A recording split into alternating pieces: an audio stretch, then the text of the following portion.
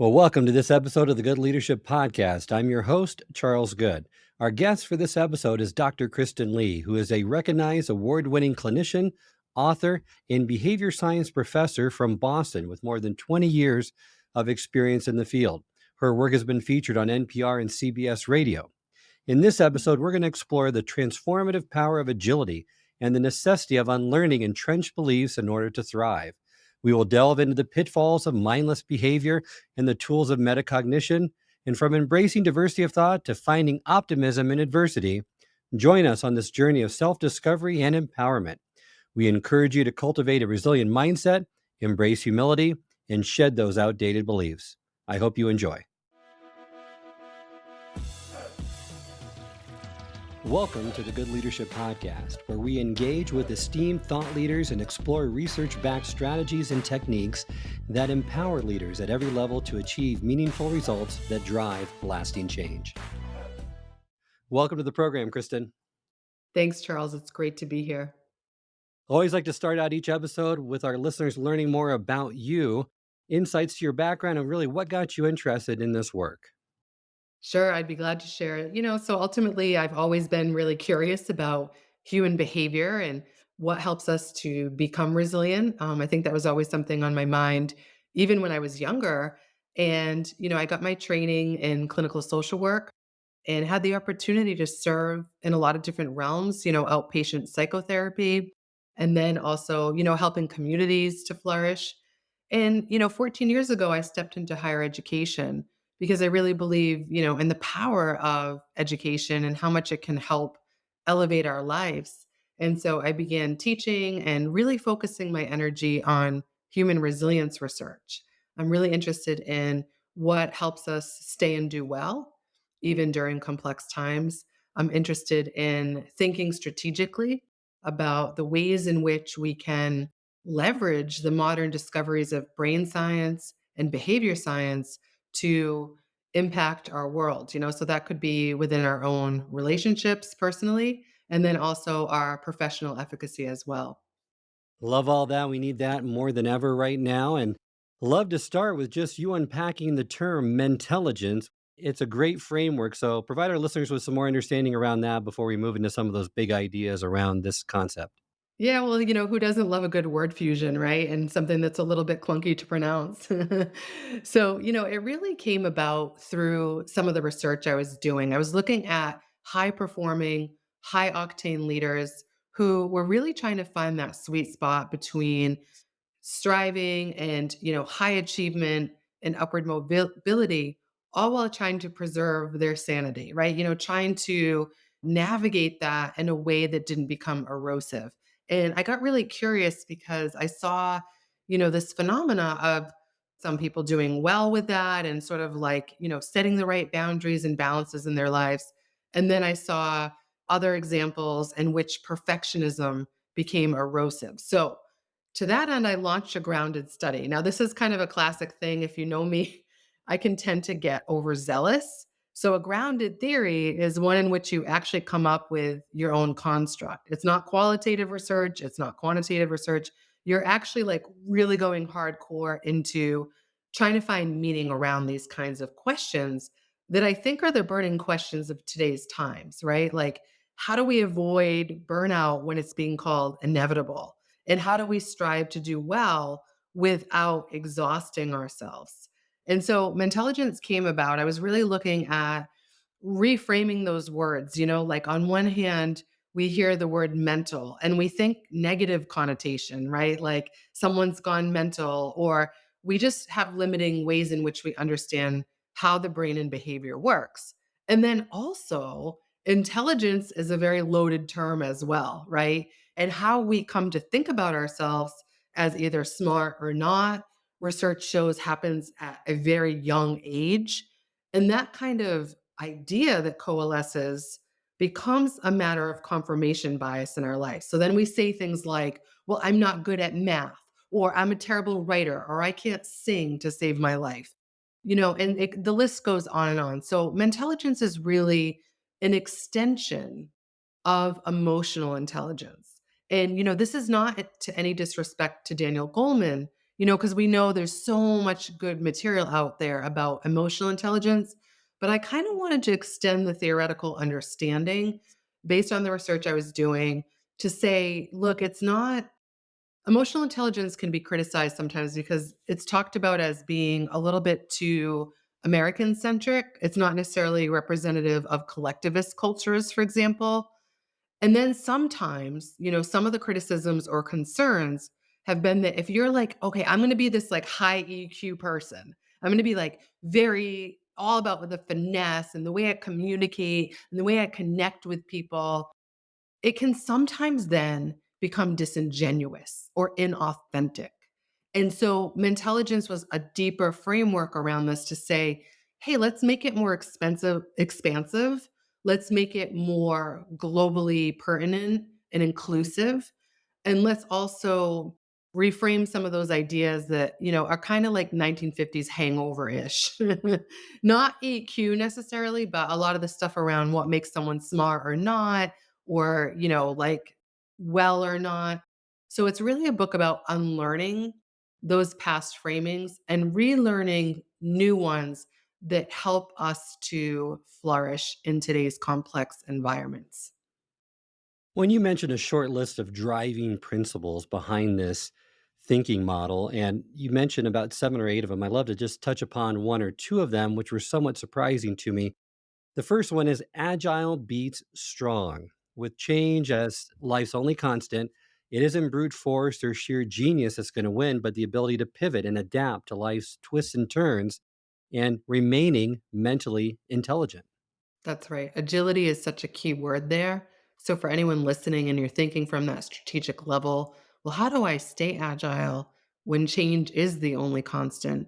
How do I not kind of clam up or get rigid or like kind of stick to the comfort zone or what I've known to work? We really need to learn that flexibility. And so, the whole premise of this whole endeavor was really about unlearning and relearning, and that's what agility is about, not romanticizing our ideas or our beliefs or, holding on to them, clinging to them so tightly that we can't keep an open mind, an open heart, and an ability to maneuver through change in a more thoughtful manner. When you touched upon the other one I was going to touch upon is unlearning has to happen. We need to be open to rethink and unlearn what we first believed as well. Adam Grant has a great book on that that was released, I think, at the beginning of the pandemic, but so critical for us to stay mentally strong and resilient during these times. The guiding principles of Mentalligence, we kind of touched upon those, but they help us to avoid the four most common traps, behavioral traps, which you state are shutting down, numbing out, binding up, and staying stuck. I love that terminology. How have you identified those? And perhaps you can go a little bit deeper into each one of those. Yeah, so I think one of the key underpinnings of all of that is that we can, our brain wants to do what it wants to do, and it wants to believe what's convenient for us to believe. And so this piece about being aware, it's called being, meta aware, metacognition. And I'm not talking about the meta universe, but it's that ability to notice when we're in those behavior traps of being maybe too insular, for example. So let's say we only hang out with or correspond with people that think like us. That can be an example of something that kind of gets us stuck into either egocentric thinking, which is just believing things that kind of protect our own welfare. Sociocentric thinking is another piece that underpins this, which is to say that we believe according to groupthink, the groups we're a part of, our affiliations, our identities, our associations. And so we really have to watch out for that. We have to watch out for, you know, what we're exposing ourselves to in terms of diversity of thought, or just again, the things that have been reinforced repeatedly in our lives that could cause us then to have blind spots. So any of these trappings obviously can be very disruptive because what it can do then is prevent us from seeing in a more expansive way, one in which allows us to ideate new possibilities in our lives, and that could be like all kinds of things, right? Like how we go about our daily lives, what's renting space in our heads, the messages we're telling ourselves, how we're judging ourselves or one another. It could prevent us from taking risks. It could put us in a place in which we're making decisions based on erroneous information. And then I think, the other thing is it can disrupt the quality of our lives. When we stay with our eyes closed or we stay unaware, then we can't forge ahead with strategic change that could really improve not only the quality of our lives, but the quality of our impact in the world, which aren't really separate things. They're very influential on one another. Well, like you mentioned, metacognition, thinking about your thinking, provides tools to counteract these very human downward spiral tendencies. How is that different from rumination? Because one has a positive connotation, the other one, rumination, you maybe probe too deeply, correct? It's a really good way to put it, Charles, and so I kinda got obsessed when I was writing Mentalligence with spirals. Like, I got into researching the Fibonacci sequence, and any writer out there knows, like, and if you look at the footnotes and the references in Mentalligence, it was, like, hundreds and hundreds of books I read, articles, evidence-based articles, so that I could bring back like, forth, like, synthesize that with the best strategies we know. So to go back to your question, one of the ways I framed it is that we can actually have upward spirals. Like, we all know what downward spirals are like. It's kind of like, infamous, right? But we don't recognize that when we have a more disciplined mind, when we tune into what is possible and we leverage that, it really can help us build what's called a positive emotion repertoire. When you ask about rumination, you're right. It typically has kind of that negative connotation. Another way we might talk about it in behavior science is to use the word perseveration. When we perseverate on things and we have like fixated thinking. And ultimately, I think one way for us to assess if that's happening for us is to ask us, is this productive thinking? Like, am I just chewing, chewing, and chewing and there's no nutrition involved here. Am I stewing in regret, for example? Am I fixated on like, we call it mental filter on the one negative detail and not appreciating anything that is working well? And so that's the difference. I mean, I think when we think about a downward spiral, we think not only of our thoughts kind of being like mental gymnastics and then we tumble downward. I think with rumination, I think it's a lot more in the mental space. But I think when we think of downward spiral, we also see really in either case how that then can make our behavior choices compromised. When we're in that kind of space, we end up not making values aligned choices for our behavior. Like, so to color that in, if I'm in a space where I don't know, let's say I'm having a hypercritical day, the toxic inner critic's, like, telling me I'm a terrible writer, and you know me, I mean, I love writing, I write every day, it's my heart and center, but if I have one of those days where it's like, "Oh, this just sounds terrible," you're having a block, I can either what if that causes me to get stuck and then I just stop writing, I just give up on it, right? So the things that rent space in our mind's eye, we need to pay attention to so that we can offer those rebuttals that are like, "Okay, maybe your brain just needs a walk right now or some time in green space, or maybe it does suck." And like that's also okay. Like not everything you're going to produce is poetic justice. Like it's not always going to be beautiful and sacred and precious. And that's okay. Like we're not robots, we're not machines.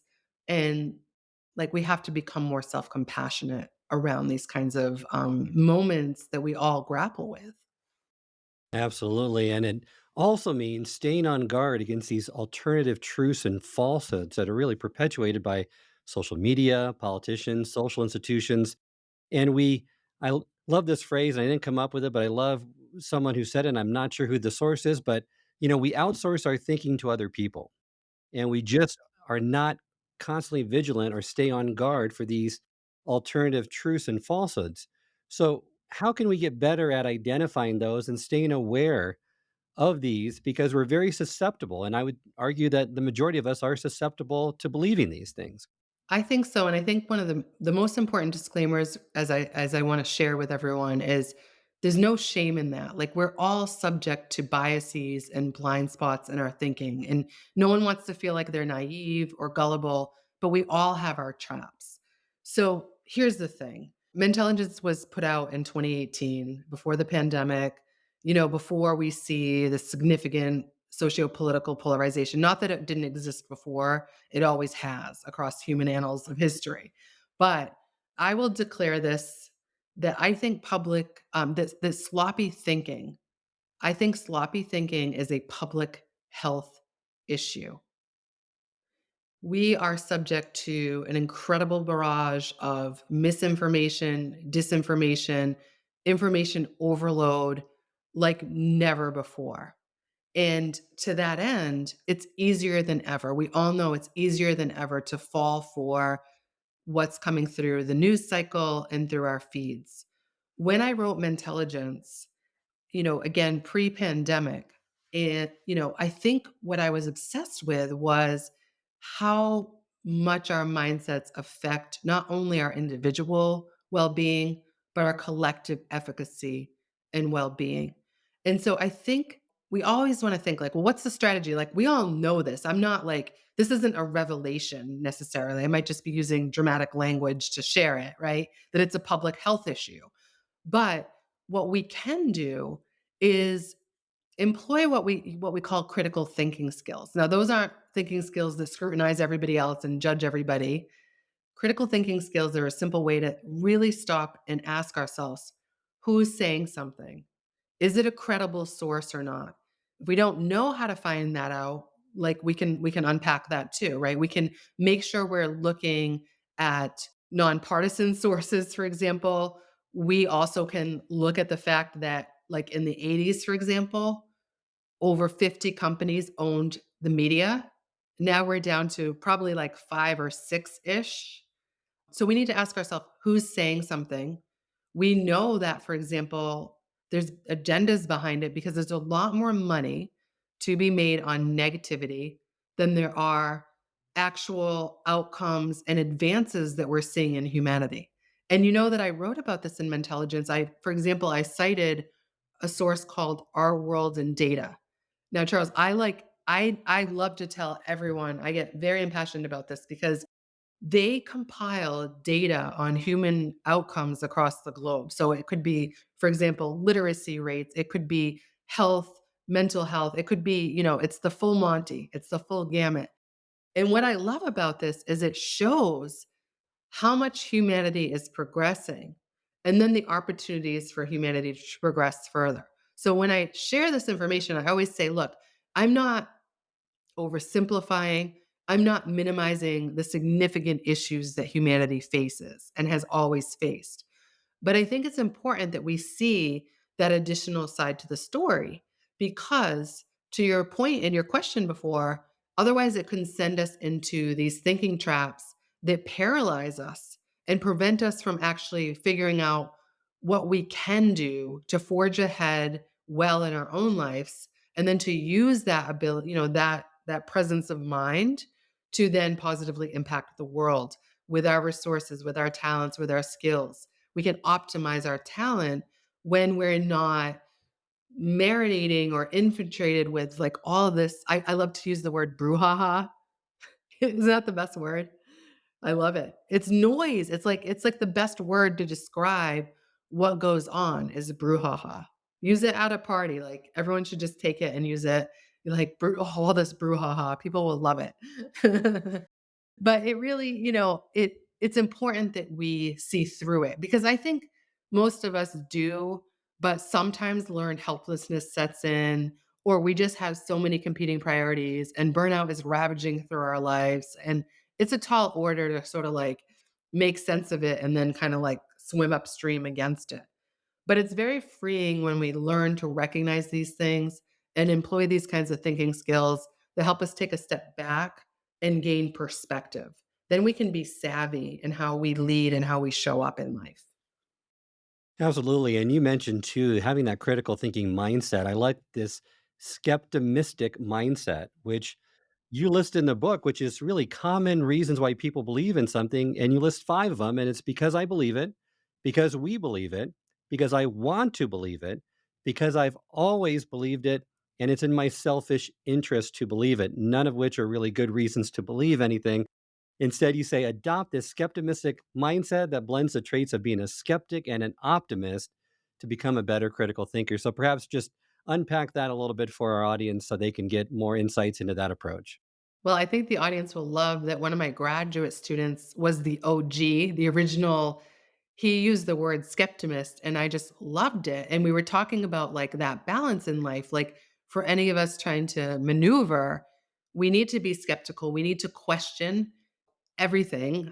I believe so much in questioning, and I always tell those that I serve, whether I'm giving a corporate talk or I'm teaching in my classroom or I'm like coaching leaders, I always say the marker of a good inquiry is turning up with more questions than answers. So for the audience, when you hear someone say, I emphatically know everything, or I have the answer, or I have the 5-step formula, and if we just do X and Y, then we're going to boss up and everything's going to be great. I would say to that, run. Be extremely skeptical when someone seems to be very self assured, because chances are either one, they might be compensated because of their insecurities, or two, they might really truly believe that they're right. And then their opinions have solidified and those theories haven't really been tested. They might also be subject to what's known as confirmation bias, where we come up with an idea and then we only pay attention to evidence that supports that. So those are real traps, right? So I think we have to be healthy skeptics. If we're so skeptical that we become cynical, jaded, bitter, I'm not convinced that that's necessarily productive. I think there's a level with that. And there comes in the optimist part. And this is the part that I'm not a naive Pollyanna. I've been in this work for 30 years. I work with companies all around the world. You would not believe, if you could be a fly on the wall, the same themes that come up over and over and over. And so and I've worked in difficult situations. I've worked in all kinds of circumstances. So I'm not at all like a naive person or a toxically positive person.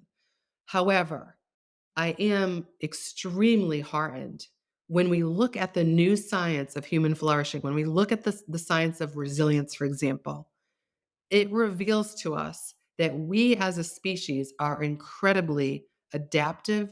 We are adept at change. We are wired to continue to be able to grow, to be able to orchestrate these upward spirals that I write about. We have incredible capacity, and we all know it. We've all lived through some pretty extraordinary moments, and we know that it's pressed upon us in very difficult ways. And yet we see there are so many things that we can do and leverage. We call them protective factors. We can leverage so many resources within ourselves and in our environments to be able to continue to persevere and to adapt. And I've seen that in thousands of examples, whether in my therapy room, my consulting work, working with organizations. I've seen it in my classroom, I've seen it in my research.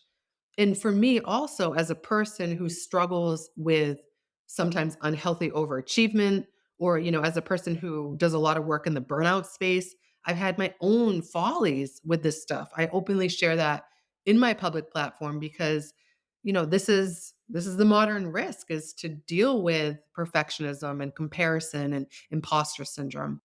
And so the optimist in me is grounded in the research that's coming out that shows the specific things, the habits, mindsets, and behaviors that we can employ in our lives that help us.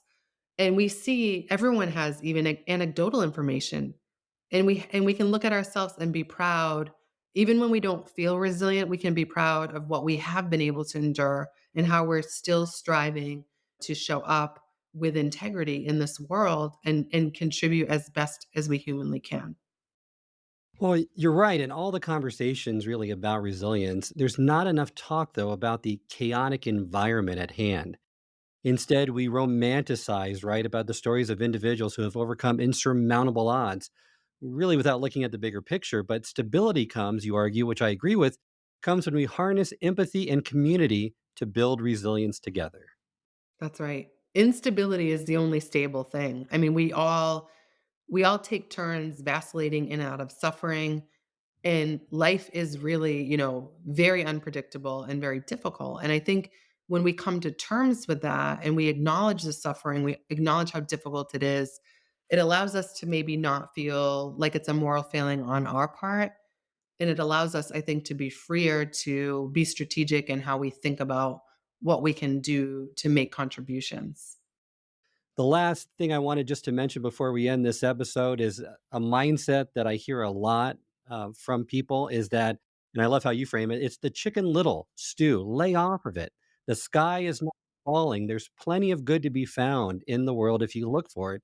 Doesn't mean we don't have problems. We aren't trying to be Pollyannish, but look for positive data sources and news to help balance that predominant negativity that you see in the news and other sources. Because what you mentioned in the book, and I'm reading right from the book here, here's a truth bomb that you're unlikely to hear. We live in the most peaceful, prosperous time in history with the greatest advances in democracy. Instead, we're told it's the worst time ever. The sky is falling, and no one has ever had it like this.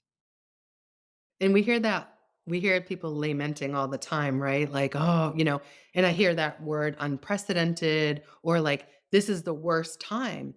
And again, it's not to negate the level of suffering, so I would never minimize that.